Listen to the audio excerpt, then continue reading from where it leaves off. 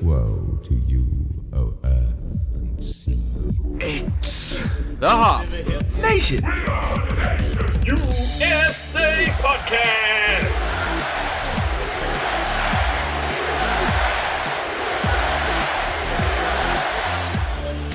Welcome back, everybody, to the Hop Nation USA Podcast. I am one of your hosts, Adam. I am happy to be here yet again. I guess I'm talking into your ears, unless this is YouTube, and then you are seeing my beautiful face. So welcome back. We are happy to have you here. Steve is with us here as well. Steve, say hello to the beautiful people. Hello, people. That was inspiring. I got him. I am so glad that you're here to rise everybody up. That's my deal. Get them on their feet. Yeah. You are the hype man of this operation, and we thank Pumped, all of our lucky stars for that. Look, man, since between the last episode, I watched all 7 hours of Adam Curtis's latest documentary. So, for anybody who's not aware of that kind of shit, it just kind of throws you into a spiral. Oh, fun. Yeah. I watched a horrible Netflix show that I don't think is ever going to be renewed. I think I know what it is, too. Yeah, you do. And it is your personal hell, Steve. We steal the same account. So yes. And from a third person. That show would be your personal hell from multiple aspects. Yeah, that's why I didn't watch it. I kind of had to force myself through it. But damn it, I got through it, and now I don't have to talk about it ever again. Good for you. Yes. I'm curious of what it was. Why don't you tell them what it was, Adam? It was The Crew on Netflix. Oof. That is the proper response, yes. For those that don't know, it is supposed to be a NASCAR-themed show, but it is essentially a 3-camera sitcom with a laugh track, and it misses everywhere that it should be easy to hit. And it's frustrating. It's so frustrating. It is so frustrating to watch this show. I'm not even going to talk about it because I could do an entire episode on just everything that's frustrating about it. But we're not going to, because we're here for good times. We're here for beers. We're here. It sounds like Adam. Guests. Yeah, it sounds like Adam couldn't believe they called this a show. Was it better or worse than Brew Brothers, though? It was better. It was better. I will give them credit for that. I'm not going to say how much better, but it was better. So those mystery voices that you heard are our guests. Since this is a Zoom show, we're able to get guests that we aren't ordinarily able to. We are happy to have them here. We have Anthony and Mark from the Stranger Damies podcast from the other side of the state, maybe even a little bit in New Jersey. I don't know. Yes, New Jersey. Yes, a little bit in New Jersey. I mean, unless you're trying to annex them, as John Fetterman, I think, has been pushing that, or no, it was the PA State Treasury Department that was trying to just annex New Jersey. Honestly, you could probably convince Fetterman to do that if you let him legalize weed. Well, it's already legal there, so that's that's the reason to merge states. Yeah, but he'll just go in there with some sort of WWE entrance into the state house over in Jersey. Yeah, no one's gonna mess with him, and all of a sudden, New Jersey becomes part of Pennsylvania. Right. Yeah, draped in a pride flag and just tells them what's what. Yeah. I'm not gonna stop him. No. But for those of you listening, you may remember Anthony. He was on an earlier episode earlier in the pandemic from April, and both him and Mark are part of the Main Damie network of entertainment, which includes they called this a movie podcast as well as the Stranger Damies podcast. But this week we're going to be focusing on their Stranger Damies D&D podcast. Yep. Yeah. Thanks for having us, guys. Yeah, for sure. No problem. Thank you. So with that, we're going to get into what everybody's drinking tonight. And I'll let Anthony go first. Okay. This is a brand new beer that I've never had before. And I wanted to make an impression because I think I was scrambling. Last time I was on, I was scrambling for whatever I had left in the fridge. So I went out and I made a point to get something local. I tried to get something that was not an IPA. So I was 1 for 2. I have here, it's called Two Versions of Me, which is a West Coast style IPA that was made collaboration between Cape May Brewing and Tonewood Brewing out of Oakland, New Jersey. So I've never had this before. So I'm curious of how it is. Not that I'm not against IPAs, but they do get tiresome. I completely agree. So I guess got several IPAs basically. That's what half of tap rooms are anymore. Half the taps are IPAs, and then everybody else gets everything else. Are IPAs just? So you guys do home brewing or have done home brewing in the past? Are they just easier to make? They're easier to cover up mistakes. Gotcha. Yeah, easier. More hops in there. Mm-hmm. Yeah, exactly. Easier to make, easier to cover up mistakes, and just for whatever reason, like people's palates are tuned to them right now.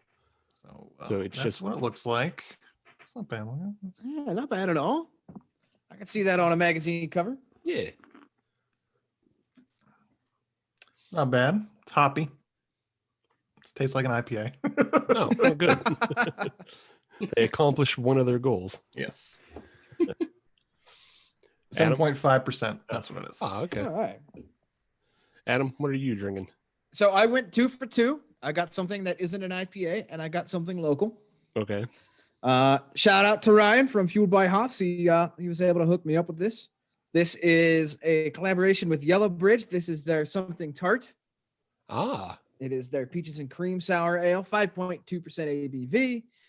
It's got the government warnings and all that stuff. For some reason, I've been getting into a lot of peach beers lately. Not on purpose.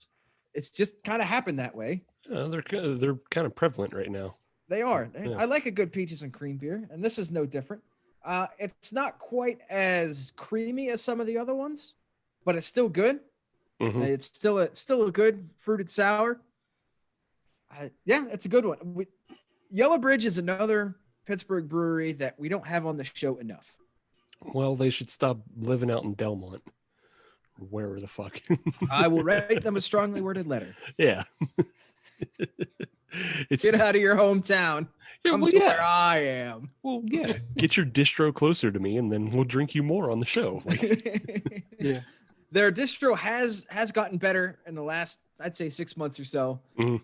I have been able to see some of their stuff out and about. Yeah. So I am glad for that. It's just hard because, again, we can't say it enough. Pittsburgh is an embarrassment of riches when it comes to breweries anymore. So it's just like, yeah, they're pretty much all good. They're all good, and there's just not enough room at the table for 3 beers a week. Yeah, they're all good dogs, Brent. How many breweries are in like the surrounding area, or roughly? I don't exactly look. I guess that all depends on what you consider the surrounding area. Yeah, gotcha. Depends on how far you want to go, but it's between 40 and 50. Oh well. Yeah, and I think you can consider that within an hour of downtown Pittsburgh. Yeah, within an hour. Oh man, I'd even go farther than that. Then if you're going outside an hour, because then that takes you into Butler County. Mm-hmm. Yeah, I don't think all those ones in Butler County and on that ale trail up there are necessarily considered. I think it's over 40 within Allegheny County right now. Right. Then you get up all the ones in Sealy and Opal and Butler proper and all that. Yeah. So yeah, it's a lot of breweries. We've got options, and I'm okay with that. Yeah, that's fun. Mark, what are you drinking? I'm drinking what's called a Jack Daniels. Jack Daniels. It looks like it's a sour mash whiskey from Lynchburg, Tennessee. I believe APV is 40%. If I know. and it is mixing well with a nice Coca-Cola Classic. And this is what very it looks nice, like. very nice. Classing it up. High carbonation, but 0 in the ABV. All jokes aside, if I did have the time for the podcast to get it, I was thinking of grabbing a Heller High Watermelon for the podcast. Ooh, that's a class. I like that one. Yeah. Fair enough. So, that's a great golfing beer. Yeah. With the weather warming up today, I just got in the mood to maybe grab that. I get that. Yeah. That's a springish beer. Yeah. They just put out a Heller High pomegranate as well. Oh. Yeah, that I had not too long ago. It tastes like one of those palm fruit, like the palm fruit juices that are very. That's the one with the weird fruit dragon, right? Yes, the fruit dragon, and it comes in a ball, and it's over expensive. Yeah. Okay, but that So in it's beer a form and Dragon Ball, cheaper. then. Yes, it is a Dragon Ball. Oh my goodness. Well, I guess we've talked about our beers. I guess Yeah. it's time to talk a little bit about beers in the world. We didn't talk about my beer, you dig. Yeah, I don't want to talk about your beer. I was trying to exclude you. Now, what are you drinking, Steve? Bully me on my own show. Gag. I am drinking a beer you actually gave me. Yes, Yeah. I did. It's by the Flying Machines Brewing Company, and it is called their Ratios, which is a single malt and single hop, Citra hops and Pilsner malt. It's a lager, Nice. supposedly, and it's a 5.9 on the ABV. I like the clarity on that. Yeah, it's an incredibly clear beer. So I think they possibly actually lagered it and did it properly. Good. I Good. think so. But yeah, the Citra hops, you get them up front on the nose, and they're pretty, I don't know, mutable when it comes to the actual flavor profile. Overall, the beers, I would call it boring, but you know, that's fine. That's kind of the point, isn't it? Yeah, it's fine. That's the way it's supposed to be, because it's a smash style lager, which, you know, for all the words on this can, it really adds up to a whole lot of, you know, clean drinking beer. Thought I was going to be insulting, but I wasn't. No. I was on the edge of my seat because I was about to be insulted. Yeah, no, I mean, it's just a clean drinking beer, and you know, you get the hops mostly on the back end, and like I said, on the nose. Otherwise, it's pretty inoffensive overall. Nice. So yeah, Sounds like a good grass cutter. yeah, this is definitely a good grass cutter. Could be a little more refreshing, but you know, I think that's just because it's like, you know, like 5.9. It's a little higher on the ABV, Mhm. so it's a little malty and thicky. You could only drink 5 instead of 7. Right. But yeah, that's my beer. So okay, now I think we've got everybody. Yes, now we can move on to news and notes of the world. So yes, it is time for news, notes, and neat here in the beer world. Steve, I'll let you go first this time. That way I know you won't be left out. Good. And it actually ties into the beer that I picked tonight and why I picked it. So there's a new IPA out there, Adam. Aren't you happy? Yay. Hooray. Let me shout it from the rooftops. There's another one. There's another. Great. And I'll let you decide whether or not this is just, you know, a marketing ploy or something else. But be prepared, guys, to get introduced to the world of the Cold IPA. So for those that don't know, what is a Cold IPA supposed to be? How does it differentiate from other styles and other IPAs? Right. So there was an article written to do just that.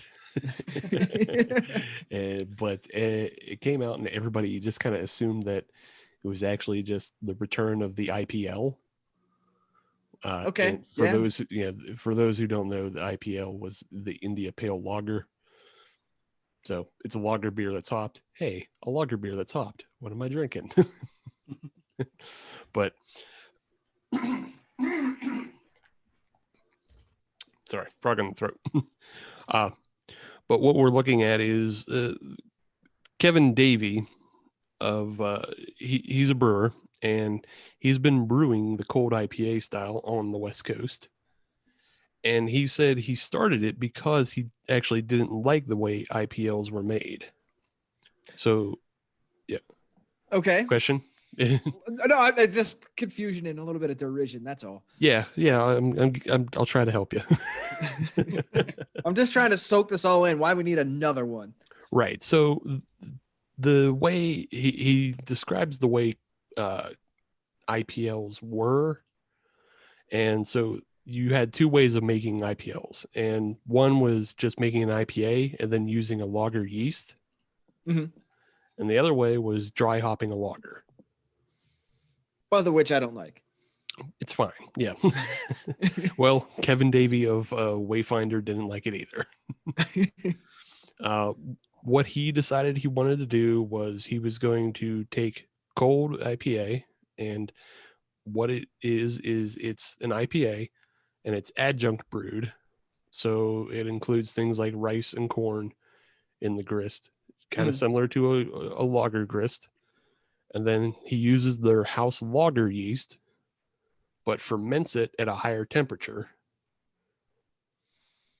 Okay. Right. Yeah. Yeah. And then it's at the end of fermentation that they'll dry hop the Cold IPA. But what does it do to the beer itself? Like how is the beer differentiated? How does it change the flavor profile? Ha ha. Ha ha on your ass. This is where it gets into, is this just a marketing ploy or what? Because it sounds a whole hell of a lot like IPLs. Mm-hmm. It does. Most people would say it is, it is an IPL, and it's just changing the name to Cold IPA. He, in his own words, he says the beer comes out cleaner drinking, and it's very dry like a lager. But but he's also saying it's hoppier than your classic West Coast IPA. Well, I almost said stupid. How can it be hoppier than a West Coast IPA? Forgive my lack of knowledge of this, but is this the beer equivalent of the Itty Bitty Ting from Ice Ice Baby and Under Pressure? Like yes. Yeah. Because this beer goes dun dun dun dun dun dun, but this beer goes dun dun dun dun dun dun. That's a very good way of surmising that, Mark. Yes. Yes. See, that's the point, Mark, is I want you to ask these questions. This is why, if you don't understand what's going on, please ask a question. We'll try. Now I understand. Now I'm in. Okay. Keep going, Steve. Okay. Yeah. Yes. Yeah. Honestly, without having drank a Cold IPA myself, I can't justify it one way or the other. I mean, just from the article he wrote, he was, he laid out the way they do it, and it's obviously very deliberate the way he has it going, and it's different from, like, say, a brewed IPA, because brewed IPA achieved their dryness with like enzymes. Mm-hmm. So it's a very specific process, but I don't see what's going to stop other breweries from being lazy and just rebranding their IPLs as Cold IPAs. All it takes is a label change. Yeah. So, so be on the look. Is this gaining any sort of popularity besides social media? As of now, no, because like I was reading, like within the article, they list like all the Cold IPAs that you can kind of find right now. Mm-hmm. It's all seems like a very West Coast thing at the moment, the same way brewed IPAs were. Right. Yeah. So like eventually it should make its way across the nation as other breweries catch on to it and want to try their own. Great. But if they're not doing Kevin Davies' direct process, then it doesn't, what are they doing? I'm just mourning the fact that 2 more draft handles are going to be taken up by this Cold IPA nonsense. Right. And the Baltic Porters of the world are going to be left out in the cold yet again. But, damn shame. I just wanted to let you know about the new trend, Adam. Something to be on the lookout for. Great. I mean, personally, if it scratches that itch that brewers constantly have for making lager beer. Yeah, I guess. But I mean, there's already like hopped Hellas's and there's already hopped other styles of beer. So I don't know. But if it scratches their itch and gets them to stop trying to brew old world styles all the time and pass it off as premium, fine. Do we know who the new Secretary of Agriculture is nowadays? No, it's my butt. Because I think I'm going to write them a letter and tell them that only Fuggle hops and maybe like a little bit of Citra can be utilized in the United States from here on out. No, I think you'd have to write the FDA about that. All right, I'll write letters to anybody. I don't care. But also, no. This is nonsense, and I won't stand for it. So yeah, there's your new And trend. I hate it. No, I refuse to buy in. I'll be the asshole gatekeeper. I'm fine with that. You got to So find a you would very change specific. yeah. You got to find a very specific lobbying group. I'll start a Facebook group. I was about to say I'll send you a change.org petition. For everyone to sign. All I need is a good catchy name for the Facebook group. I can get some people in there. We'll get this ball rolling. Look, I understand wanting to diversify off of Citra, but you can't just take away Galaxy. So Oh yeah, No. Scorched Earth. No. So you're saying you won't join my Facebook group? I will not. No. Man, well, first I need to go on Facebook, but that's a whole other conversation.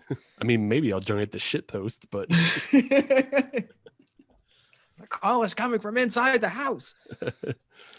all right. What's your news for the week, Adam? Brew Dog, our favorite brewery here on this show. The Scottish superstars that have embedded themselves here in the United States are opening a new brewery. Would you like to know where, Steve? I think I read and immediately forgot, so go ahead and remind me. That's the right thing to do. Beautiful Las Vegas, Nevada. Oh God, what a shit show that's gonna be. Is it a hotel as well? It is not. It is a rooftop brewery on the Strip. Ugh. What is the point of opening something in Las Vegas if you're not going to have dedicated rooms like they do in Columbus? I mean, you'd rather not party in Columbus than Vegas? I would rather party in Columbus than Vegas anytime. But I'm just saying, if you're opening in, it's the whole kitsch of it all. Whose rooftop is it? So it's a rooftop, and it's on the Showcase Mall, which is right next to MGM Grand. For those that are familiar with the Strip in Las Vegas, that'll be right above the huge M&M's store, if that means anything to you. But it's going to have a beer museum, a swimming pool, what they call an urban forest, which to me is just a whole bunch of potted plants over in the corner, and a 10-barrel system. Urban forest is actually like a differentiation, the same way in-ground and above-ground pool are. Potted plants are above ground and indoor forest is below. So yeah, go ahead. I was going to say, I will only respect it if they decide to call it a beer museum instead of a beer museum. No, right now it's called a beer museum. Missed opportunity. We also have the Brewseum out this way. Yeah. Yes. See, that's a good name here in Pittsburgh. It is a good name. It's a fantastic name. We fully support them. But there is no word as to when they are going to be opening. I assume sometime this summer, this fall. But this is a frustrating point beyond everything Brew Dog. But as someone who has been to Las Vegas and been to the Strip, there is a big problem of beer on the Strip. No one is going to go there and enjoy it. That's not what you go to Vegas for. I think this is going to be a flop. I think they're going to miss the mark with this one. No one's going to care enough to go seek it out because there's too many other things to go there for. And not only that, it doesn't have a national level recognition to draw people in. And if you are a craft beer drinker that is coming in, you're going to want to try to find stuff that's local. You're going to try to find stuff like Banger Brewing, Able Baker, stuff like that. I see this as a miss. You know what though? They were able. You're not thinking globally enough, Adam. I guess not. You say it doesn't have national appeal. It has some national appeal, but even more than that, they were able to schedule dumbass flights from Scotland to Columbus full of Brewdog drinkers. So of course people from jolly old good what is going to come over and then go to the first thing they recognize, which is Brewdog. And then they have tap rooms all over the world. This is true, but I guess I am looking at it from a nationalistic. Yeah. You're looking at this from a jingoist perspective, and it's wrong. You have all these like tap rooms across the world, and then Las Vegas is, when it reopens to full capacity, it is lousy with tourists from around the world. It is. It is. I guess I'm looking at it purely from an American standpoint. Yeah, I think this is going to do fine. The only thing they really need to perfect is to figure out like whatever shape their yard of beer is going to come in, so for people to walk around. So speaking of, I'm going to change this topic completely, but you're talking about walking around beer for some very local news. Steve, did you know that Zillion Opal has an open container policy? I did. I didn't know that. Yeah. That's awesome. I found that out today, and I'm now going to go to Zillion Opal. Yeah, Drink some beers on a sidewalk. Yeah, I've known that for a minute. Nope, didn't know that. But yeah, Brew Dog is supposed to be opening up a Las Vegas strip brewery. We'll see how that goes. Cool. I think it'll actually do fine.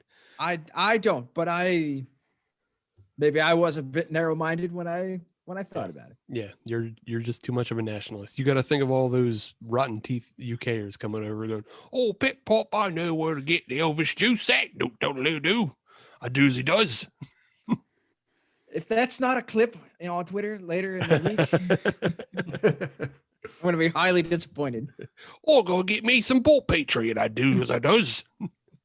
I'm just thinking about like ordering like their heaviest porter during like June or July in Las Vegas when it's 115 degrees out. Oh yeah, sure, yeah. Pick up, some of the, what I think it's Coco Libre or something like that. It's like a chocolate stout. Yeah, pick up some of that in 110 degree weather. That'll be dope. So, admittedly, one of the best stouts I ever had came from a Las Vegas brewery.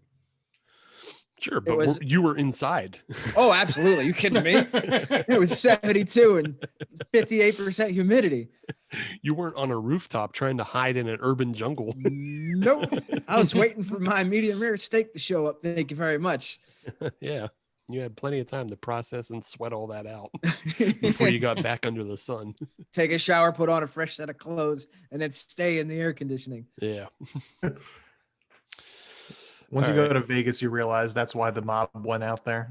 Ain't nobody gonna fuck with them. Yeah, exactly. You realize it was exile. It wasn't vacation. I don't care if it's 120 degrees. We need to do crime. Yeah. Hey, I gotta do some crime out here.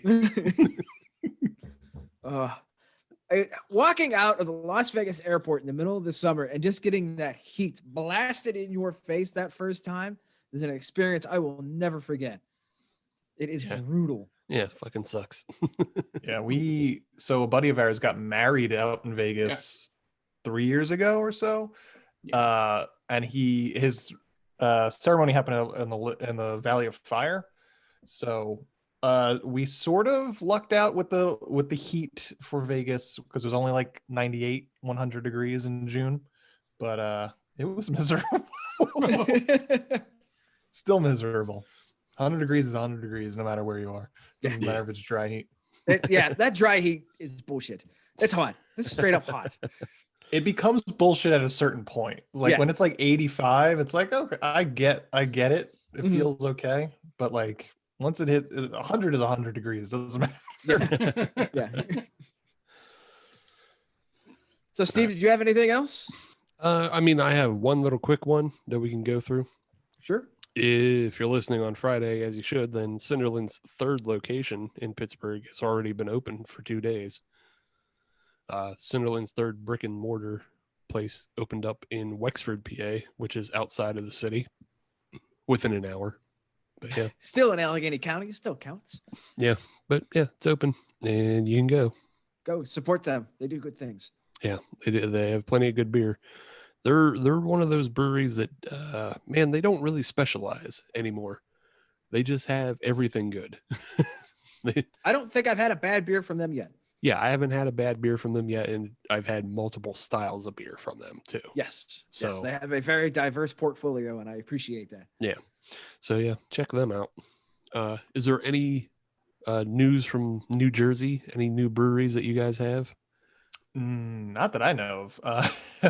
I got a couple near me, and I've been meaning to go because for Christmas I got like one of these huge kind of growler containers that you keep in the fridge, and it's supposed to keep it cold, but I haven't gotten a chance to use it yet. There's a place called Village Idiot. That's like a town over that I really want to get over there too. But they're opening back up now, I guess, with like outdoor seating now that it's getting warmer. But I'm still not 100% feeling comfy until I get those vaccines. Hell yeah. Need my stimmy and my vaccines.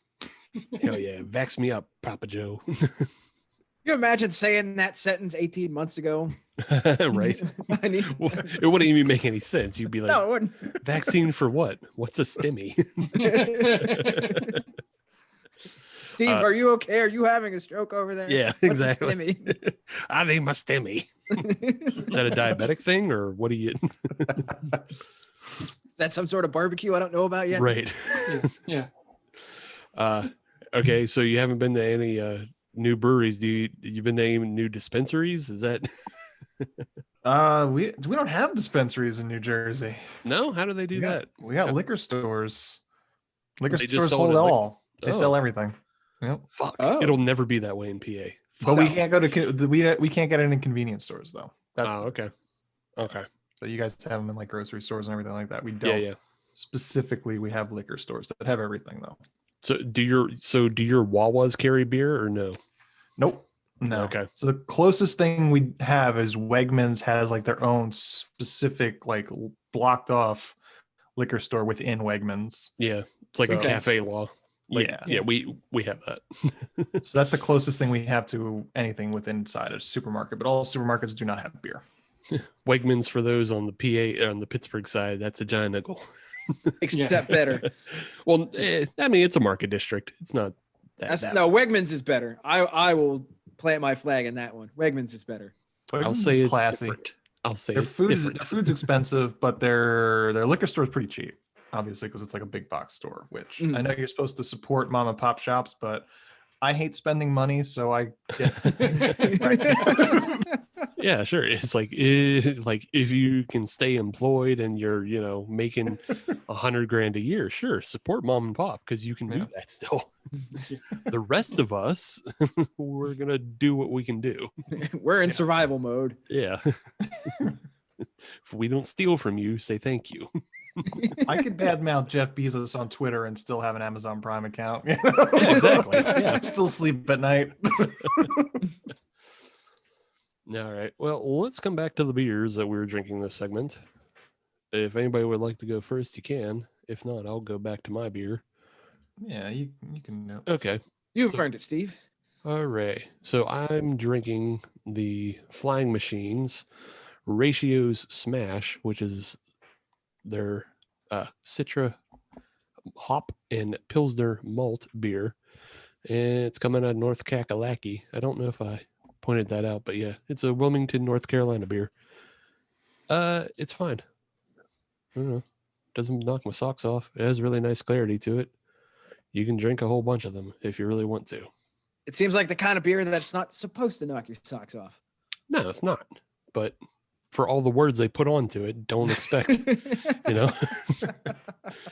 Does it have one of those drinkability that at some point you just look over and there's like 7 cans next to you?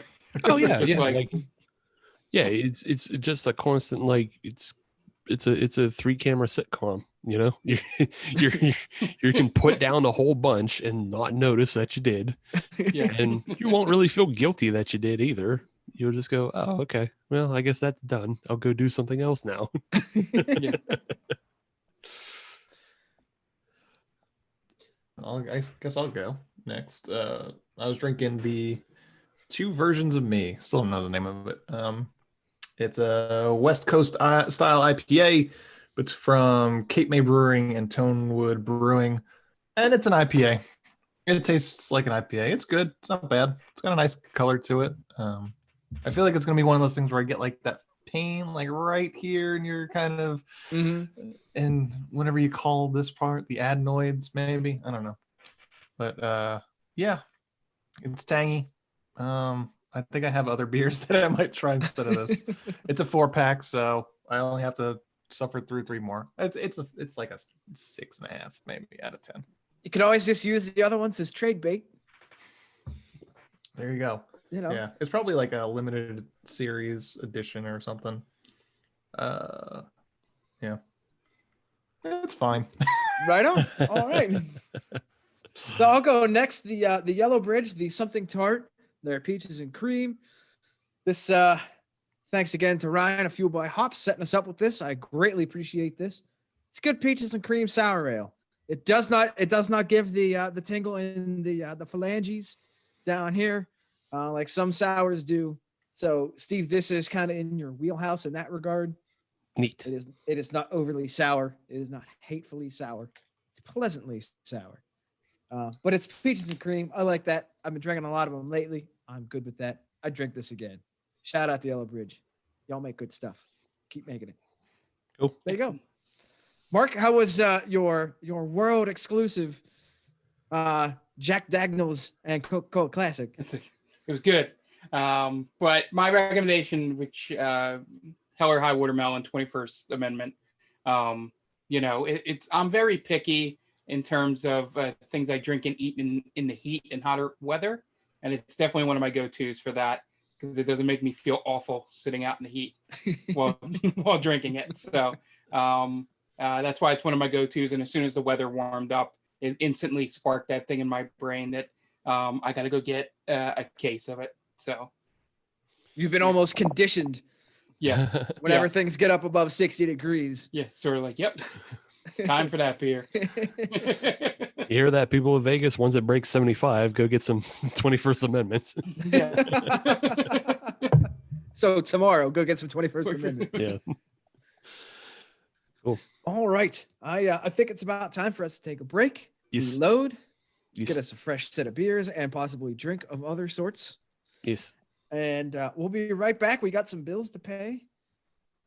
Yeah. Stay tuned. We'll be back. Okay, bye. Welcome back, everybody, to the Hop Nation USA podcast. In case you didn't know, this is episode 190. If you just blindly clicked on the podcast without looking at the episode number or got this far without wondering, it is 190. I just thought you'd like to know that. It's time for more beers up in this piece. I'm going to go first this time because that's the way I'm going to be. And I actually selfish. I am going to be. I've been absolutely rude on this show. You were. I've just been mad at everything that's been brought up. That's fine. It's, that just might be the new me. Okay. I'm gonna have to change my character, I guess. If you're turning heel, then I gotta. No. You are the big show on this show, Steve. So you can go heel and face on a whim. I know. I'm great at that. You are. So before we get into who's going to be doing what for WrestleMania, my beer is the Rogue Yellow Snow. This is a Pilsner from Rogue. Of course, they're out of Oregon. And it is brewed with Alaskan spruce tips. So it's not just a regular old Pils. It's got some Alaskan spruce tips in it. This is what it looks like in the glass. It looks like a beer. Let's not get too excited about it. Honestly, I don't taste much in the way of the spruce. I honestly taste more of like a lemony taste to it, which is fine. It's not a full-blown shandy or anything like that. It's just sort of like a citrusy kind of hit to it. It's actually kind of nice. I kind of like it. Maybe they threw some Sundrop hops in there. Kind of. I don't know what hops they used in this. I couldn't find it on the can. But what I do know is that if you're going to pair this beer with something, they recommend white cheddar, seared ahi tuna, and lemon meringue pie. So it might be onto something there. But not yellow snow. But not yellow snow. But if you do, hey, I'm not going to judge. Eat the piss. You. Eat the piss snow. Drink the piss beer. It's actually not piss beer. I was actually a little apprehensive about this. No, pretty decent. I'm going to finish it. All right. Yeah. Anthony, what about you? What do you got going on? So I changed it up a little bit. I went with a Sweetwater Troptimistic. Oh, very nice. Ale with passion fruit and kiwi. I think all this talk about the Hell or High Watermelon got me thinking of little summery beers or spring beers. So it's from Sweetwater out from Atlanta, Georgia, as Hotlanta as I like to call it. You guys could use it too, I suppose. It's good. It's got that fruity kick to it. 5% alcohol, so it's not too heavy. It's a good drinking beer. I saw there was a very rare bottle appearance as well. Most anymore, Yes. all we see are cans.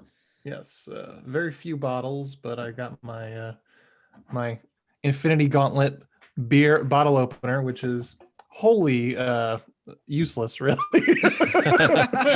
It's completely impractical, but it's aesthetic purposes mostly. Is it also at least a fridge magnet? It's not. Well, shit. It's like 6 pounds too. So I'm sorry, Anthony, but I do believe that we featured that very product on a holiday gift guide last year of something not to buy.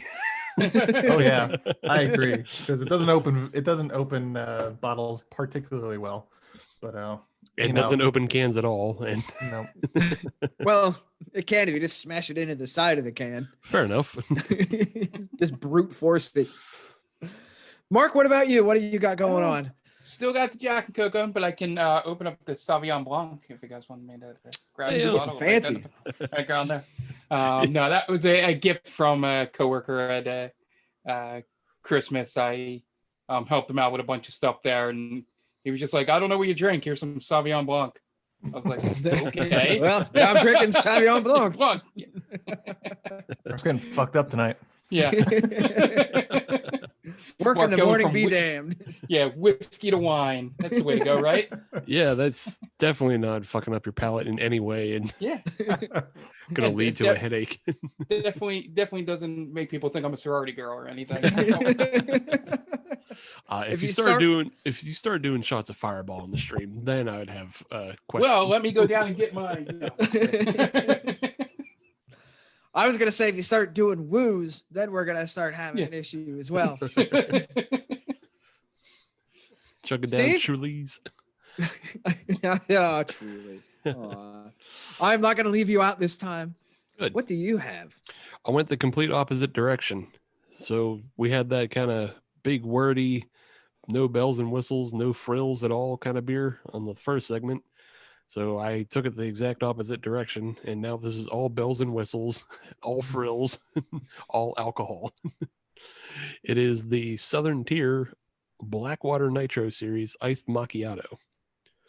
Ooh. Yeah. Ooh. 10%, and it's on nitro, and it tastes like a fucking Starbucks, just came in your mouth. So yeah. So Good. If you Adam, I'm not gonna make that distinction, Anthony. It's whether or not you want Starbucks to come in your mouth. If you're a Dunkin' person, I'm not gonna, say one way or the other. I'm just saying. so thanks for putting us on this crossroads. I didn't know we had to go down. Yeah. It's everything you want out of like an iced macchiato beer. It's So creamy. what is the base beer supposed to be? It's supposed to be a white stout. Okay. But it's a white stout that's full of fucking lactose and coffee flavor. And So it's then just put on silly nitro. good times. Yeah, it's just silly good times. It's fucking dessert time. It's being goofy. It's the complete opposite direction of what I just had. It's the antithesis of beer. Man, it is, you know what? Blackwater series. I need more of that in my life. Yeah, I mean, they say what you will about Southern Tier and everything that isn't the Blackwater series. These beers still knock it out of the park, though. Mm-hmm. Yes, 100%. Where did you pick that up at? Fuck if I know at this point. Oh, all right, all right. Because I haven't seen that out and about. I'll call it House of Brews, actually. Yeah, Okay. it was a House of Brews pickup. Okay, yeah, because I haven't But- seen that. Well, yeah, but I think I actually got the last one too, That would explain because why it was on their premium end cap. If anybody who's been in House of Brews knows what that is, it's where hyper they- local. Yeah, it's where they keep all their fucking like prairie bottles and like magnums, and then All there's their just, goose juice. Yeah, all the goose juice, and then there was just this one lonely can of iced macchiato, and I was like, that's mine. It goes home with me. You're my Stuart Little. Yeah, you go home with me today. Well, I'm just gonna have to live vicariously through you on that one. Yeah, I don't know. Go to JR's. You might be able to find it there. Okay. Yeah. All right. Yep, that's my beer. So, let's move on to our guests this evening. Again, we're joined by Anthony Del Vecchio and Mark Myers from the Main Damie Entertainment Network. I don't know. Empire, if you will. I don't know if they call it that, but I call it that. The Entertainment Network. Home to the Main Damie movie blog. They called this a movie podcast, Stranger Damies podcast, as well as the Game Vault pod. I don't know if I'm missing anything. I think that's it. Okay. Currently. Yeah. Eventually, they're going to buy out Merv Griffin Productions. Yes. I think this is a great place to announce that I'm doing a wine podcast. Sure. Coming up to Yes. Perfect. Yeah, thanks for having us. Yeah, sure. Thank you. I'm sorry, I was caught up on this wine podcast. I didn't know if you were joking or not. I was trying. I am a connoisseur of a $75 glass of wine completely by accident. So that's going to be an expensive ass podcast. That's why he's using your guys' Zoom to record. just use the file. I'm the fourth person on that Netflix account. I was trying to find some sort of Boone's Farm tie-in to his name, Boone's Farm Myers. I don't know. It doesn't work. It's no good. Mad Dog 2020 Mark Myers. Yeah. There you go. Yeah. Mad Dog Myers with your wine report. The wine report. But yeah, we decided to bring Anthony and Mark on because it's actually very close for them to announce. I mean, well, you guys can't announce, but I mean, you guys have started your second season of Stranger Damies, which is your D&D podcast, but you guys are also streaming it on your Twitch channel. Yep. I'll let Mark take this because this is his baby. Yeah. So we back in November for our because we do Extra Life also, which raises money for the Children's Hospital. We finished up our first season, which was about 3 years in the making. It was 2017 is when we first recorded 130 something episodes of D&D goodness. So we took a little hiatus just to regroup for season 2, which the big difference is I actually created this world. So it's not from any source book or anything like that. So I drew the map from a program called Wonder Draft and literally hand drew it in there. Well, with a mouse, not actually pen and paper, but put it together. And we just streamed first session on the 21st of February. So it was nice to get back in. It took a little time to get started.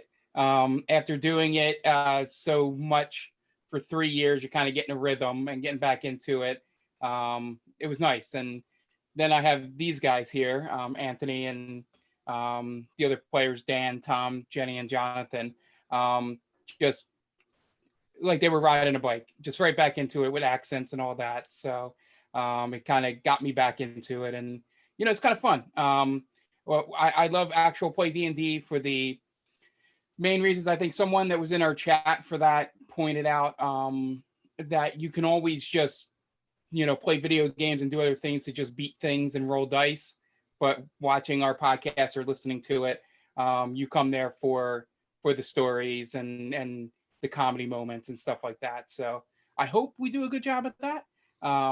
But even if you have no interest in D&D, it's just a bunch of friends coming around and just, shooting the shit, sort of deal there and doing some light improving. I mean, we're not like Upright Citizens Brigade or anything with it, but it's just kind of fun because Dungeons and Dragons, most of it's off the top of the head. I have like a 1.5-page document for every session that's just sort of outlines of where they go and little key major points, and then they tell the story from there. So Nice. that's the short synopsis of it. I don't know if you guys So if is- Anthony wants to add anything or Is season 2 a continuation of the campaign from season 1, or is it a whole new situation, whole new storyline?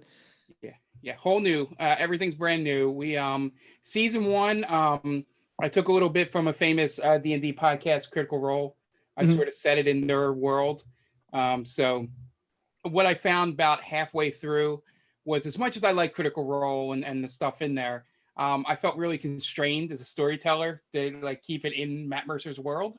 and not really damage it too much.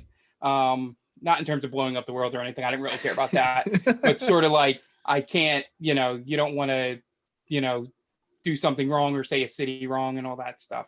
So we kind of just finished it off, and I kind of got out of that I ended the story with them fighting in the hells with a bunch of giant archdevils. So kind of I got away from needing those constraints. But yeah, so whole new campaign. I let them start at level 3 instead of 1, just because I feel levels 1 and 2 are just boring. They don't have any fun things to do either, storyline wise with any abilities or spells, and also they have like 10 hit points, so you're fighting like really weak and not interesting things. So having them start a little higher makes it more interesting for you guys watching, because it's not like, oh, here's the 9th goblin they've defeated, because it's like that's all they can fight. I can spruce it up and introduce into a bigger story. So it's nice. And because we ended the last campaign at level 15 of 20, so starting all over again allows them to, create new characters and lets them express themselves creatively. Very nice. Cool. So the next question I have, Steve, I'm stepping all over you. I see that. And I had to ask this question because I have a friend of mine that if he listens to this podcast and he doesn't hear this question, he's going to be mad. So shout out to Mikey on this one. What edition are you using to play this game? Are you using 5th edition? Are you going back a little older school? Yeah, what are you using? We're using 5th edition. It was what we started with, just because it was what I was familiar with, watching all the podcasts that were out there. And I have the books, which if you're watching the video, there's a couple of them right behind me, right over there. There it is. Yeah, you got it. So it's kind of, trying to look at it backwards going. So we do 5th edition because I found, just from reading up on the other editions, because I did do some reading, because they were all first-time players when we first started. So I was like, what is like the simplest one to get into that wouldn't have the, barrier to entry and all that? And 5th edition is very good of, being a little bit simpler in the dice rolls and, abilities and stuff like that. And it's a lot more narrative focused. So for people like, especially Anthony and our friend Dan, who they did a lot of sketch comedy and stuff like that, writing and things. So being a little more narrative focused lend to their strengths, which if you're making a podcast, you don't want to be bogged down with people going, all right, what do I add to this? Like a million times. So 5th edition was the best inroads to that. And then I homebrew off of it. Famously in the last campaign, I let Jenny have a red dragon as a pet. So it totally broke any normal narrative, as she was a good person who had probably a dragon of the most evil and feared race of dragons as her pet. So, I kind of break things a little bit with that in terms of, because I feel it comes from, and I don't know if your friend would agree with this, who plays a little bit, I assume, is that it's a lot better if you just give it to the players to tell the story. If you sort of hold too hard onto, I'm a DM, this is my, rules, it doesn't make it fun for the other people. Right. There's 3 to 5 people at a table and there's one DM. You'd rather have the fun for the more people and adjust accordingly. Right. I think his philosophy is more along the lines of facilitating rather than dictating. Exactly. Yeah, that's a great way to put it. Yeah, and I keep it fun and natural by doing references or, having little mysteries and puzzles that are things in our real world. Just so when they figure it out, they can either yell, fuck you, or they figure it out and you see the light bulb go off. And those are always the great moments in my game. There was a famous one where I named a tavern after Michael Jackson's PYT song. And it took Anthony 6 months. And when I finally said the initials as a character, After the game, he just went, "Son of a bitch! I've been trying to figure that out for 6 months." It's moments like that I love. It's just sort of, I give it to them, I present them stuff, put a little mystery in there, and then I read what they do and then just go off of it. It's about having a bunch of strings or plates in the air, whatever you want to call it, and just knowing which one to go to. So it's a lot of fun from my end. So I've never been in the DM chair. I've been around the table once or twice, and I think that's the right way to do it, just to sort of let things ebb and flow naturally like that. Cool. Yeah, especially if you're doing a podcast. Exactly. If you're on a podcast or a Twitch channel, something like that, a third party would find that a lot more interesting. Mm-hmm. Yeah. So my question is kind of touching on what you've already spoken about a bit, is, letting these story elements play out. And it's what I think has contributed to D&E having this resurgence, is that now that they're podcasts and now that they're Twitch streams and everything, it's not as insular and people can actually just watch a story play out. But I was just wondering how, since you're streaming on Twitch first and then it goes to an episode of the podcast, how much of that gets edited down to be even more like a story? So this is the first time we've done Twitch. So not 100% sure what the answer is going to be to that. Probably not much, because the first time around there wasn't much editing. It was really, at first I was going through and taking out all the ums and ahs, and then that just became too time consuming in terms of doing that. Because especially during battles when they're trying to figure out what to do, it's a lot of as they're looking at their character sheets. So I left it in because it felt natural. It's really taking out long periods of silence. It is really what I do, unless if it's a narrative thing.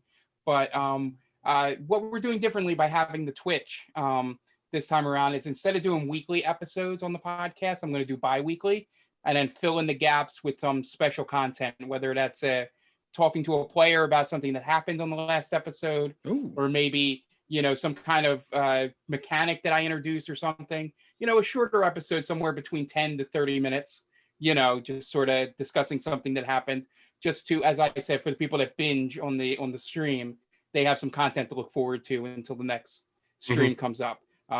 So, they don't have to wait through the episodes.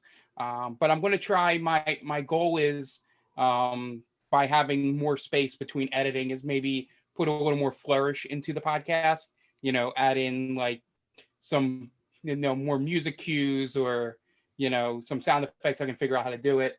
It'll get better production value. It'll get better as it goes along, on the podcast thing, as I start learning how to do some things.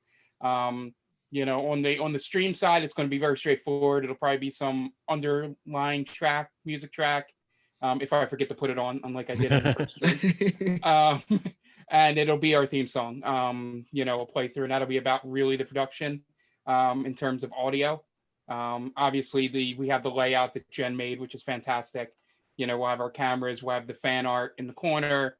The map is in the middle. We use Roll20, which is for those of you who don't know out there, it's an app or browser thing that sort of allows you to put a D&D map out there and have tokens and move it around as though you're at a table. So you don't have to do everything theater of the mind, there. So I found a way. It's still, in the beta phase of how to have the map live in the middle without having a high production, truck, doing it, with a separate computer doing it. I found that I have to have the browser up on my second monitor, for it to update. If I minimize it, it doesn't update. So, we're working through that. The production, like it did during season 1, will just keep going up and up, as we learn more stuff and figure things out. And then, I'm really looking forward to getting a new audience in there. And I like to say, going back to your original point, Steve, in terms of the way it's gotten into the zeitgeist of the culture and all that. I always joke that growing up as a teenager and being nerdy, there was always the red line. It was always like, I read comic books or I played video games, but at least I don't play D&D. Back in the 90s, it was sort of like there was that red line. And now I feel like that you start seeing, the people that play it and not who you hear rumored playing it. You see some voice actors or celebrities Whether or not they're doing it just for clout, you don't know. In some cases, as in Joe Manganiello, you truly know that man has been playing for a very long time. You know, Pittsburgh zone. That's Yeah. right, Pittsburgh zone. Yeah, exactly. It's just at that point where I think, especially our generation and stuff like that, it's good storytelling. It's friends having fun together. You know, you can always tell when it's a table of people that don't know each other on stream or anything, because it doesn't flow as naturally or it seems forced. And I think that's one of the advantages to our podcast is that, you know, we all know each other. We do streams and all outside of it. You know, we do other podcasts. So, you know, being able to read one another and especially thank God in season 1 for Ant and Dan being able to yes and each other constantly sort of help that go until the other ones got comfortable talking. Cool. Yeah, so with that, bringing up Anthony and Dan, let's ask Anthony, what was your decision this season to be a Kentucky Fried Tiefling? Great question. I think one of the main things was I always kind of felt, you know, we started off as first-time players, so there was only so much we were willing to, you know, take that step out and do something a little bit out of our comfort zone. And one of that was most of us didn't do accents. The only person that did do an accent was Tom, which was crazy because talk about a person that doesn't go out of his comfort zone. I mean, his accent was minimal, but it was still an accent that he kept up for an entire year, 3 years. So kudos to him. So I wanted to, you know, do it. And I kind of did it a couple of times in the first season, which was kind of like the conceit was like my character would pretend he was somebody else. So he did a British accent. And then we did a Halloween one shot where I DM'd our first year that we started doing it. And it was I created a character that was the magistrate of a town, which was all based around Stephen King novels because it was a Halloween one shot. And he had a Southern accent. So I kind of took what I did and kind of mixed it, I guess, a little bit with what Daniel Craig was doing in Knives Out. Didn't realize I was doing that quite much. But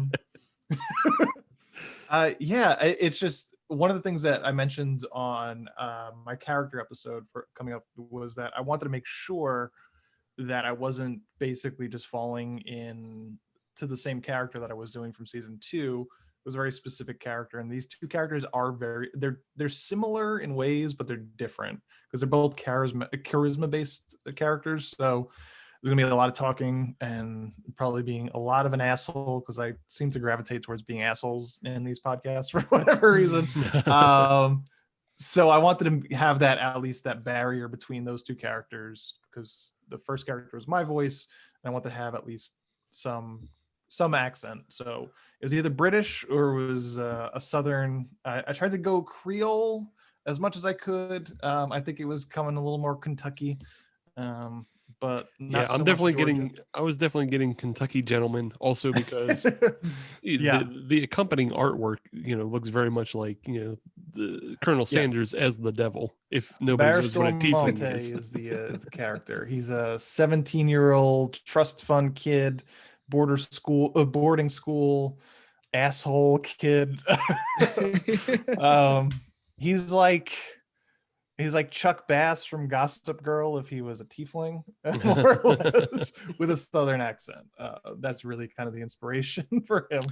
But yeah, it's always I like to say Anthony's got to watch to not like veer off into Foghorn Leghorn territory while doing the accent. I'll say a magic missile. I got so nervous right before I had to talk. It was because I was like, oh no, now it's real. Now I got to do it. Once I do it, I got to stick with it. I'm not going to be like Natasha Romanoff and all of a sudden lose the accent, or Wanda, where she had an accent in Age of Ultron. Right. Yes, you can't give it up midway through. People will notice. Yeah. So is there you have a set plan of number of sessions or episodes that you're looking to do for season 2, or is it kind of open-ended based on how how the I guess season or how the campaign goes, or do you have an end game in place? I don't want to give too much away. I don't want to No. So spill the tea. yeah. So essentially, how I run it is that I do it in level segments. Last time it was every 5th level. I would get to the end of that and sort of have an arc end there, and sort of turn to the players and go, "Are you good to continue? Are you still having fun? Mhm. Okay, we're good. All right, we're moving on." So we got to about level 15 last time. And it was one arc short of my main thing, because you essentially go small problem, medium problem, large problem, fighting gods. Essentially, is how D&D works. We've all been there. Yeah, it's the old joke of we were running an errand for a shopkeeper, and now we're fighting the embodiment of the devil or something by the end of it, and it's just so basically that's what I do. Every like 5th level. This time it'll probably be 3 to 10 would be the first arc roughly. Exactly. So the and then we'll see from there where it goes. There's no plan. I really only went until, not that they started to get tired of it, but sort of like I could feel some of them wanted to do something different in terms of a character. And I was just like, all right, I think we told this story. We had a satisfying ending. I tied as much together as I could. And we left it there. Okay. Still open, we can go back, but that's essentially how it goes. It could be, these characters could all die in 3 sessions, and then we start season 3, but when everybody's twin brother shows up. There's up. Yeah, exactly. But yeah, so that's essentially the goal, is I just play by ear with my players and just sort of, all right, I have it set as arcs. And then once we finish an arc, okay, I still leave threads so that we can continue if you want to continue, but you beat the big bad or got the big treasure, right, or whatever, And that's also good from a third party perspective of, you don't necessarily know how long this is going to go. So it kind of keeps you hooked in a little bit as well. Cause you're not like, oh, there's only 3 episodes left. Okay. Something, I'm waiting for the wrap up now. Yeah. Yeah. I will always give people warning, if I know it's coming to the end. Like we teased the whole end of the last thing, which happened at a wedding, in the 8th circle of hell. You know how that goes. Every day as you do. So we teased that for a while, and it also happened to land. We manipulated a little bit the timing so that it fell in Extra Life, so that we could do it, to raise money and stuff like that. Very nice. Yeah, that was like 6 hours, that session, because I was like, oh, it's my first final big battle. Oh yeah, I have to play all of these NPCs in this battle. There's like 10 of them. Oh God. All right, guys, it's me again. So this guy will do, so I learned a lesson there, but we did have the entire wedding party. Essentially. Yeah. I have 8 notebooks of notes. Yeah, essentially. Oh, I'm playing 5 archdevils. Jesus. They each attack 4 times. So all of a sudden the harpies leave for no reason. Yeah. You figure. Yeah, that's the one thing I learned, because I was first time DM too. Is you learn your outs. If if it's like, oh, this is going a little too slow, let me figure it out. Like I basically ended the end of the battle in the last stream was we had just one minor enemy left, and Jonathan wanted to do something cool, so I just kept having him roll dice until something cool happened, just so that we didn't have to keep beating on this enemy. Nice. So yeah, essentially, that's the best part of the game, is just sort of being able to adjust and read the room, and and knowing that it's on a podcast. You don't want it to bore the audience. If your players are losing grip, then the people not sitting there are probably losing interest as well. Right. And thank you for that, for kind of reading the room on that sort of thing. Yeah. It's sort of like, do they really want to hear everybody try and attack this Kobold? No. No. We'll just have Jonathan pick them up and throw them. It's works. dead. And yeet. Speaking of yeets, I think we should get back to our beers. I don't Real think quick I'm here. eating any beer here. You better not be. That thing's a bomb. Yeah, I'm not eating that beer. I was drinking the Southern Tier iced macchiato on the nitro. Boy, oh boy. I already said it. You know, these Blackwater series, it's like 99% a home run, except for the chocolate. I didn't like that one, but That's all right. yeah, it's all right. I don't even think they make that one anymore. But this one's So it's fine. off the it's off the list. Nobody cares anymore. Yeah. But this one's on the list, and it's good. Nice. It's on nitro. Hey, Get it. Anthony, what about you? How was your beer? The Sweetwater Troptimistic. It's good. It's a nice spring summery beer. I could definitely see myself drinking multiples of these. Only 5% alcohol, so nice low ABV. Got some nice passion fruit and kiwi notes to it. But, Nice. yeah. So, Mark, how about your what should have been Sauvignon Blanc? Yeah. So almost done. It's got a nice tang to it. They say eat it with fish or drink I'm it gonna with make fish. you do this through every segment. I will find and see if there's something else in this room that I can say I'm drinking. Probably not. I think that's the only two. I think I just have whiskey in that wine, but I mean, yeah. orange it juice. might be Miller Lite in this house if you want to do that for the next segment. we get well, banned for from a beer me, podcast. yeah. I'm like, that's the one reason I didn't grab the beer in this house, because the other person here does not really know quality beer. Yeah, but you wouldn't have been the first person to drink Miller Lite on this show, so it's fine. I mean, sometimes we got to pray at the altar of Anheuser-Busch or Miller Brewing Company, whichever one we choose. Usually, I'm standing in a parking lot waiting for a baseball game to start whenever I do that. As for me, the Yellow Snow by Rogue, it's a good beer. I don't really taste the Alaskan spruce tips. Like I said earlier, it's got a little bit more of a lemony tang to it. It's not bad.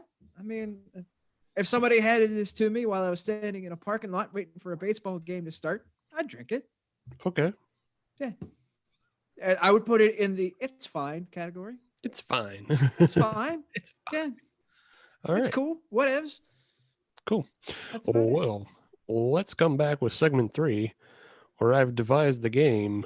I'm the game master next segment. Me. Ha ha ha ha ha ha ha ha. So we'll see you then. Goodbye. Welcome back, everybody. All our bills are paid, and we now have it made in the shade. We're back with the gentlemen, some of the gentlemen from the Stranger Damies podcast empire. We are happy to have them here. Happy they are with us, and we are happy to be drinking beer with them for the most part. So, Anthony, we'll start with you. I don't know if you've gone first yet or not. If you have, that means you're good at it. So, what beer are you drinking? What do you got going on? So third beer of the night. So I went pretty boring because in my old age, I start to snore if I drink too much alcohol, and the wife doesn't like that. So I finishing the night with Southern Tier's 8 days a week. Yes. Infinitely drinkable blonde ale. So I have not had it yet, but it's low ABV. So hopefully I will not be snoring tonight. I have had that beer before. I went many times, as a matter of fact, and it's a good cruiser. It's a good beer just to sort of just mellow out with. Inoffensive, I'll say. Yes. Yes, that's a very good way of putting it. This feels like a good dive bar drink, you know? Like they got it for like $3 draft. Like a Jenny Cream, but better. Yeah. Mark, how about you? I'm gonna keep asking you. I'm gonna keep Yeah, asking. Still working on Jack and Coke, but yeah, like I said, the only other option is Miller Lite, and I do not want to offend anyone. No. That's fair. Did you at least church it up a little bit with a little lime squeeze or something like that? I did not think of that. Damn it. Well, next time you're on, I gotta go buy some lime. we can make this happen. Steve, I know you've got something up your sleeve. Ugh, Oh. I'm not happy. Oh. Why are you not happy, Steve? Well, let's see. So I saved this beer for this segment because, we're talking D&D and we're talking monsters and such. And so this beer has a monster name to it. I thought, hey, I'll just bring this on. It's the Mortalis Hydra. And it is their blueberry, pumpkin, and banana, because it's on the can. It's a 3-headed Hydra. And when they make these beers, it's a series. So they just put in 3 different fruits and make a fruited sour. And man, oh man, does this one just not work like at all. Oh. It looks like a milkshake. That was going to be my first question. What's up with the pour? The pour is they're fucking thick ass gross beers. Like it looks like it's got 3 separate layers going on there. Yeah, there is definitely a separation within just after pouring it. So like you can see the deep maroon of the beer, quote, beer. And then the top layer head, which is orange, I can only assume from pumpkin spice and cinnamon. And then I don't know what that little strata is in between the beer and the head. That's the banana layer. Sure, I guess. It is gross though. Yeah. Like, so yeah, you shouted out Ryan in the first segment for giving you a beer. Mm-hmm. Ryan's now getting shouted down. getting yelled at. Yeah, because he gave us this beer as well, and this is bad. So I'm looking at this over the Zoom, and it looks like it's off of a color palette of a 1970s kitchen appliance. Yeah. Yes. Yeah, it is very 1970s kitchen. Yeah, my parents had that fridge for 20 years. Mm-hmm. Wow, that is bizarre. Yeah. To drink it though is like it is. Can you like, chew it? You're chewing it, and then you're also like taking a spoonful of pumpkin spice. Like somebody just poured McCormick pumpkin spice on a spoon, and you're just doing a challenge with that. Ugh. Like, yeah, it burns. Like it burns to drink it. And then there's a blueberry back end to doing a pumpkin spice challenge. So it's pumpkin, it's banana, and it's blueberry. Yeah. It's too much. Yeah, it's too much. Yeah. This is too much for me. It's gross to look at. It's gross to drink. I feel like you'd be okay if it was just pumpkin and banana. Those flavors seem to like maybe complement themselves. Maybe it would be okay if like they just took the pumpkin out. Like blueberry and banana could be fine. It's just like there's way too much pumpkin spice. Like it hurts to drink pumpkin spice. It almost seems like if they took any one of the 3 out and went with any combination of the 2, it would work. Yeah. And then like like the gross ass pour coming out of this as well. Like it's just thick fucking mud. Yeah, it's just mud. Yeah, this thing's just gross all the way around. Fucking as much as I bag on Pilsners, I would rather have a Pilsner right now than this. Fair enough. Look, and like in the past, like Ryan drank a Mortalis on the excuse me. In the past, Ryan drank a Mortalis on this show.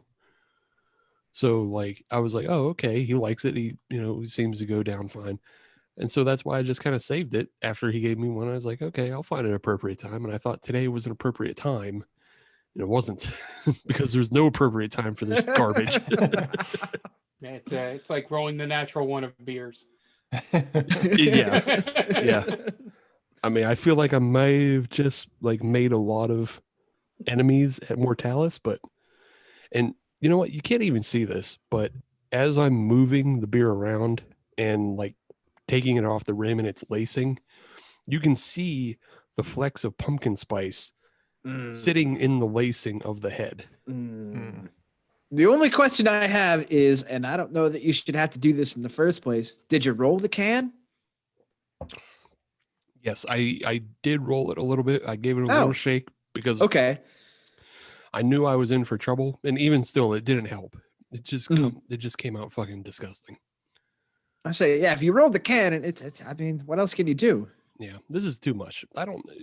like we kind of like those 450s on this show, even though they're not really beer because they're under 4%. And giant sugar bombs. Yeah. And according to this is 7%. Oh. But this is also obviously a giant sugar bomb as well. Hmm. Yeah, according to this, I can't, I don't know. I don't have an alcohol fucking measurer machine. You are an alcohol measuring machine, Steve. Well, I don't taste alcohol. I taste fucking Pumpkin McCormick's spice Yeah, I taste McCormick's Spice Rack and shoved into your face. and fruit. Fuck. Well, we can't all have winners, but for me, I also have a three-headed monster, Steve. Okay, what do you have? This is from Hitchhiker. This is their We All Scream, which is an imperial stout with strawberry, vanilla, and chocolate. 10% ABV. It's Neapolitan and it's ice cream, and it's apparently a hell of a lot better than what you have. Yeah, oh god, I'd love to have that beer. Compare it to the Saugatuck. Ooh, honestly, it's been a minute since I've had the Saugatuck, but I think I like this one a little bit more. This one has a bit more prevalence in the strawberry category. Okay. Like you can pull the strawberry out of it, and then there are complements of the chocolate and vanilla. Okay. Which I think works really well. I think it's a little balanced towards the strawberry, but not too much to make it obnoxious. Yeah, that's fine. I mean, I remember the Saugatuck being pretty strawberry heavy as well, which is like what impressed me about it because they're able to get strawberry flavor into a stout. So the fact that you're saying the Hitchhiker one does it as well is, that's good to hear. It is good to hear, good to drink, good to go back to because I'm going to. Yes. Well, everybody else enjoy their beers. Do we need to stop tape so you can go get another one? No, it's fine. Let's muscle through it. Yeah, just muzzle through it. And we don't drain pour on this show, but we'll muscle through it. You can feed it to the deer, Steve. It's okay. Yeah, totally could. All right. With that, let's move on to our game. This week, we do have Anthony and Mark from the Stranger Damies D&D podcast. And with that in mind, I've come up with a game. And now I'm the dungeon master. You all, the three of you, are sitting in a tavern. A magic tavern, if you will. Oh, Hello.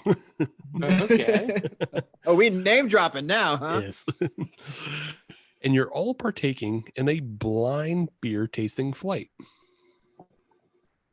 Interesting. Now, all of these beers are coming from the Miskatonic Brewing Company out of Darien, Illinois, because they have a series of double imperial pastry stouts called the Dungeon Master.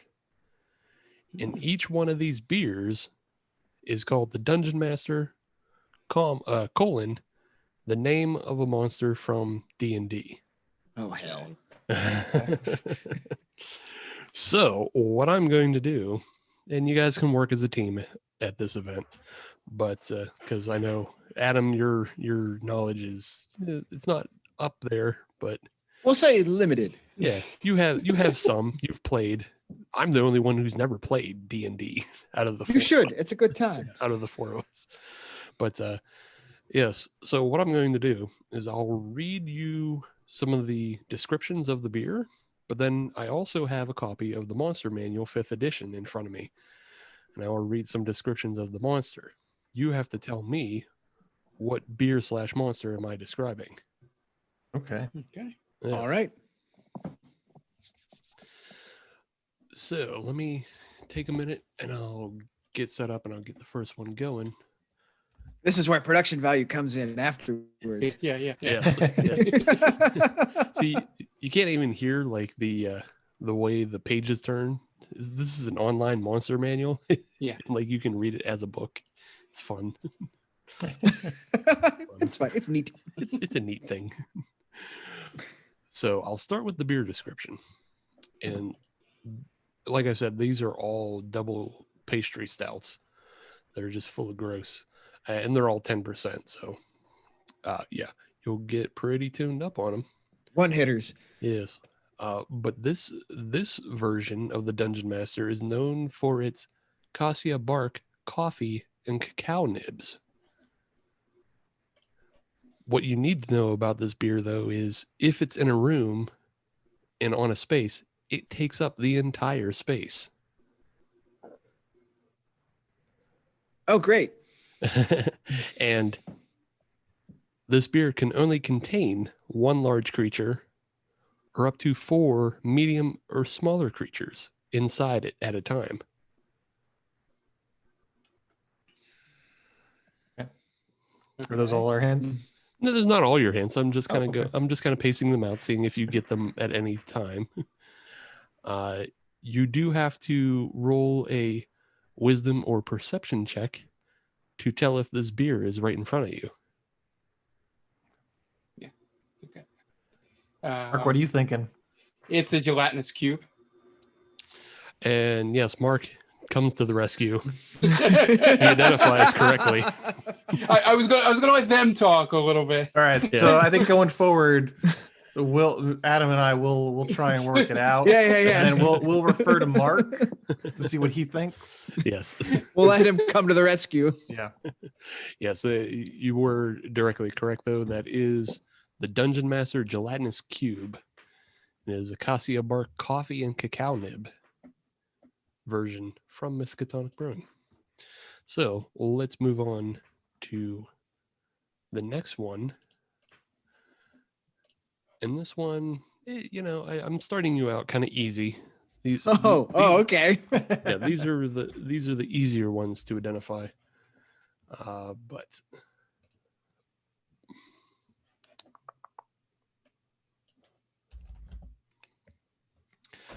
this one is known simply as their coconut variant of the Dungeon Master. But they do have an 11% barrel-aged version as well. So there's 2 versions of it. This beer is also a shape changer. All right. Yes. And one of its main attacks is grappling. It has advantage on any attack rolls as it grapples.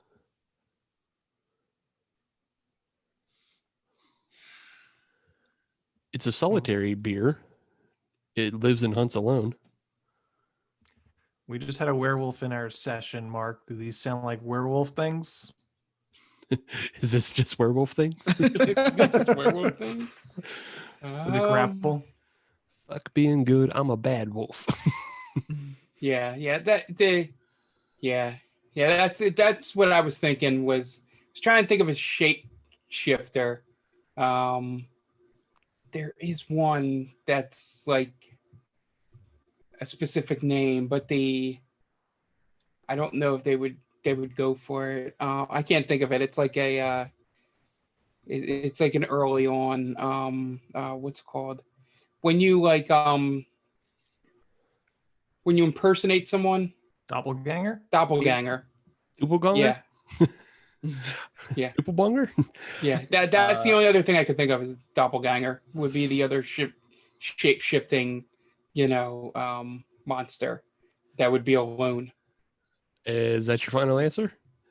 You guys will go with that? Doppelbanger or werewolf? Werewolf sounds like a lame name for a beer. Yeah, it does. I'm pretty sure that's already been done elsewhere. Sure. Yeah, we'll go with doppelganger. Okay. And you all take 5 hits of damage. Oh.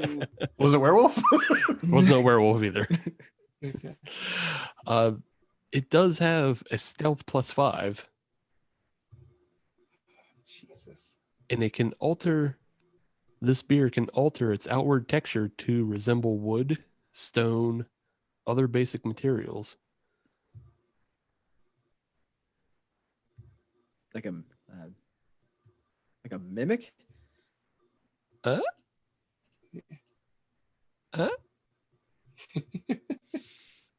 Like a mimic or is a mimic?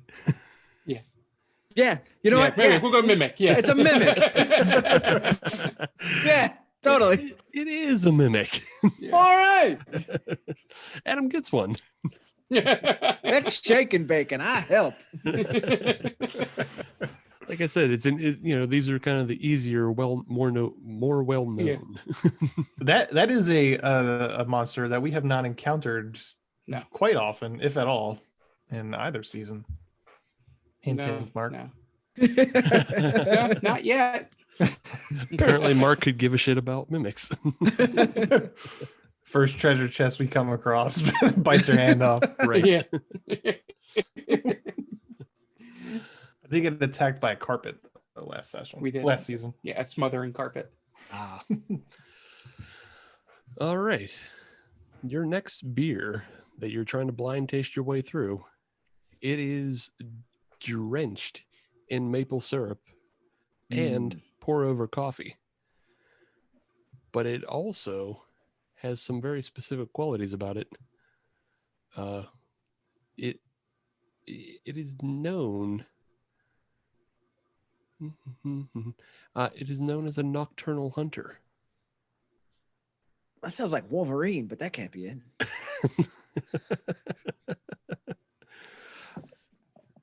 Scholars have long debated the origins of this beer. The most common theory is, though, that a demented wizard created it. That's still kind of Wolverine. That's Yeah, fun. a little bit. All right, demented wizard. It would emerge from its cave as it begins the hunt. Sasquatch. Would it be an owlbear? I don't know if they would go that deep. An owl bear? Yeah, an owlbear. That's an actual creature. I am not familiar with that one. It's a giant bear that looks like an owl. Yeah, all right. I'd run away from that. Unless if there's another hint, I'll guess owlbear. Wendigo. I don't know if Wendigo's in this. I didn't go through the whole manual. Adam? Say, I'm of no help because I'm still convinced it's Wolverine. We'll break the tie. Is it a Wendigo? Is it a Sam Squanch, or is it an owlbear? Sam Squanch. I gotta go owlbear. I'm locking it in on that. And you are correct. It is the owlbear. Nice. Emerging from its cave out of the dark. It has, senses of perception of 13 because it can see in the dark because it is part owl, part bear. A demented wizard thought, hey, this is a good idea. Much the same way the Miskatonic brewers decided pancakes and coffee was a good idea. Yeah. Owlbears are either, if people think they're scary or cute. It depends on what kind of game you're running. Or, like how big they are. Yeah, that's true. That would be a decider in real life.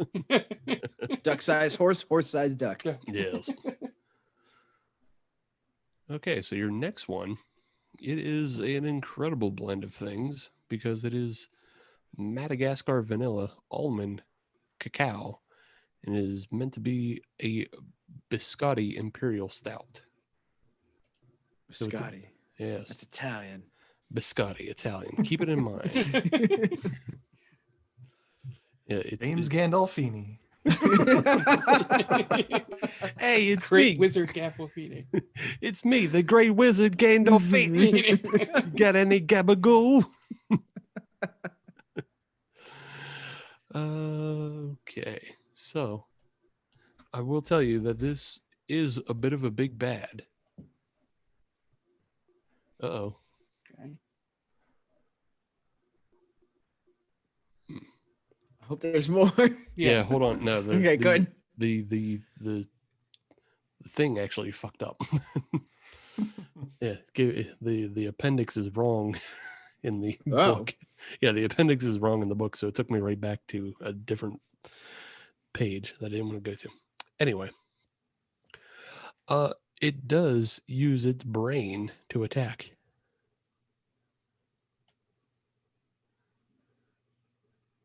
This beer is also magic resistant.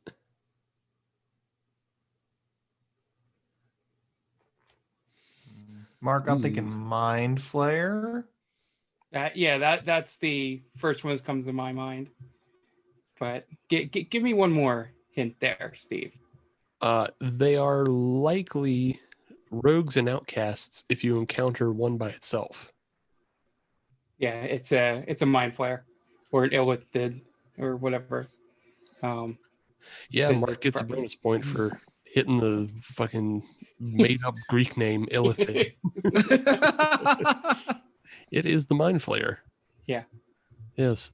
Mind Flayers, now you know, come in almond biscotti flavor. I hope you're writing these down. This will help you in the future. Owlbears are pancake coffee flavor. Mind Flayers are almond flavor. Notes. Yes. Okay. Just in case, one of your, one of the characters decides they want to start eating defeated opponents. Yeah. Also, Mark's like, you smell almonds for some reason. It smells like pancake and coffee around here. Roll for And only Ant gets it. And owlbears. Roll That for would be having a metagaming, stroke. though. It's either that or a stroke. Yes. It's either a mind flayer or I'm having a stroke, or the mind flayer is making me think I'm having a stroke. I can't tell. All right. I've got one more for you. Okay. This is your final in the flight. You've done pretty well so far. You only took damage on one. Yeah.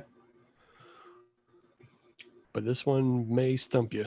Because Okay. this is pretty, I don't know, this is deep lore, and it's not even necessarily a monster that you encounter on the reg. Okay. But this beer also has a huge adjunct list, as it's made with cardamom, ginger, cinnamon, peppercorn, black tea. Ooh, Yes, sounds good though. yes, it sounds spicy. Sounds like a picey boy, which makes sense. The monster, though, it has two baboon heads, and both of them are quite mad. It is known to tower 3 times the height of a human. And instead of arms, it has giant suckered tentacles. Jesus. I don't think Jesus looked like that. Yeah. I mean, we weren't there, Adam. Yeah. We don't know. You don't know. I think Jesus kind of looked like Jared Leto, though. Right? Yeah. Oh, boy. That's another podcast. Whatever. Yeah. Well, whatever this creature is, I mean, it might definitely make it into campaign 2 of Stranger. I will say it yearns for nothing less than undoing the order of the multiverse.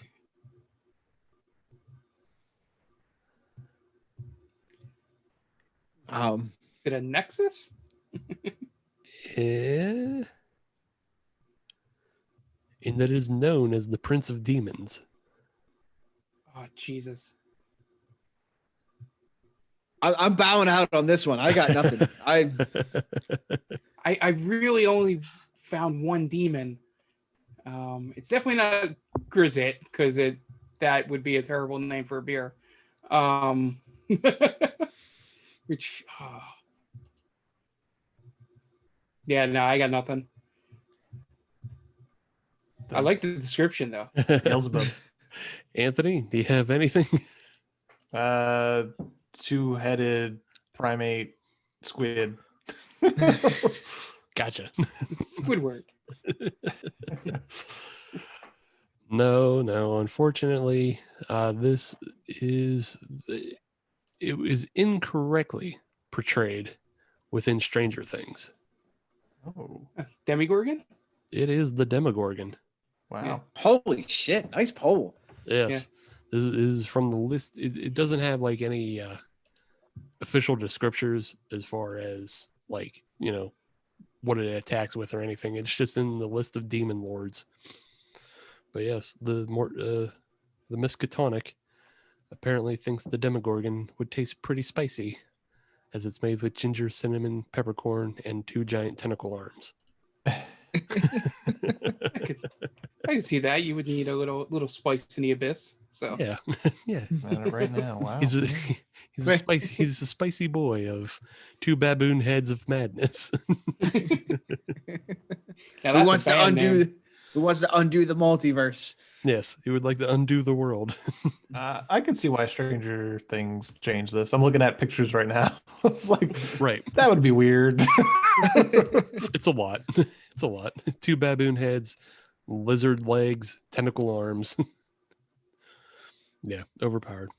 So you guys survived your flight. Nice. Aside from taking damage on the mimic. Yeah, I don't think we would have gotten that last one. Yes. No. Yeah. I originally was going to try to do like a whole bunch of other beers, but I just found this one brewery in Illinois that they have an entire Dungeon Master series. Oh, okay. Perfect. Yeah. I started with Stone. I was like, that's a gargoyle. I'm sure gargoyles are in that thing. Like, I mean, I could put them in the thing. no, I looked and they are. I looked in this monster manual. I was like, oh, they do have gargoyles. All right, let's get to work. I will specifically make them Disney's gargoyles. So.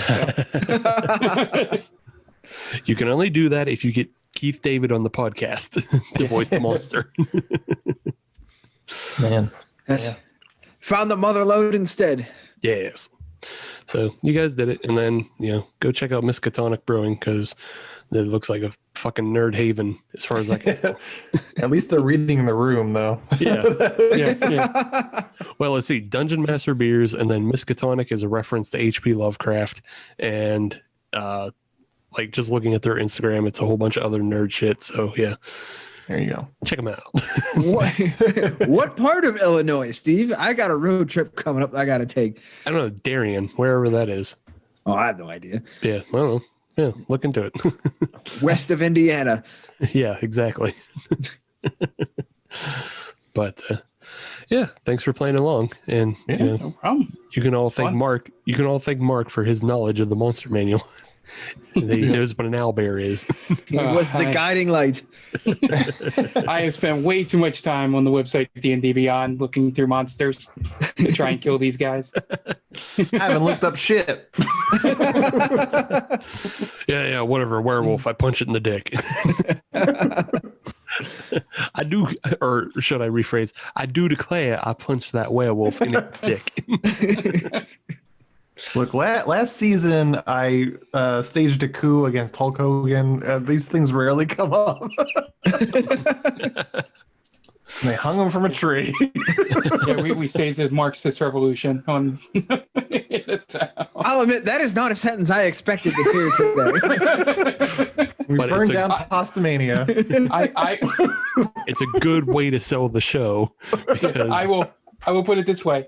I did not plan for that to be the segment of that show. Somebody here decided to stand up in the middle of a bar and give a rallying speech to the town. And I just had to go with it. They hung Hulk Hogan from a tree. Yeah. A Marxist Hulk Hogan died in a Marxist revolution. That's a good way to sell the show. But if people want to find Stranger Damies, how would they? Yeah, so you can just search for it on iTunes, Google Play. I believe Podbean goes to Spotify, so you should be able to find that in those places. Just search Stranger Damies. We're on Instagram and Twitter at Stranger Damies. If you listen and have any fan art, feel free to submit it to the Instagram, and we'll put it up there, and it'll be immortalized in the lower left hand corner of the Twitch stream.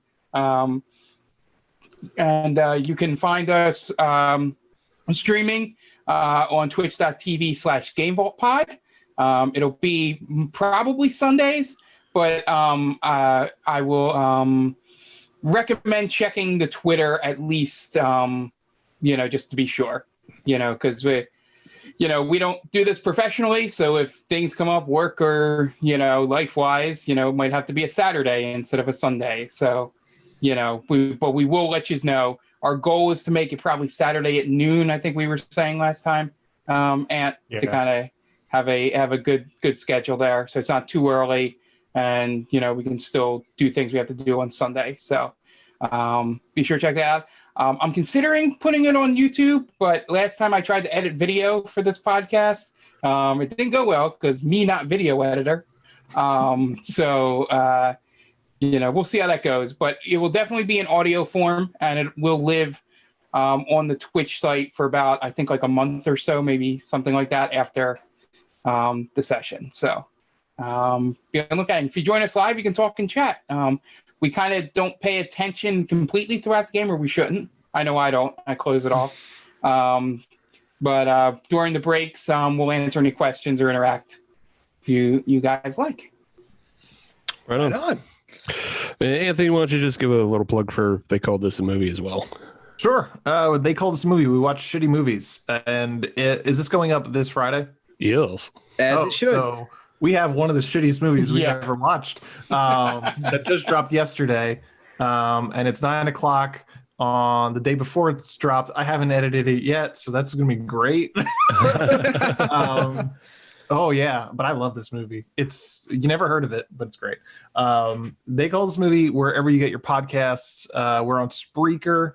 Just search for They Call This Movie, but subscribe. They Call This Movie. The Main Damie is the Twitter feed and the Instagram feed as well. So yeah, this is a weird one that I personally picked this week. So check it out. What's the title?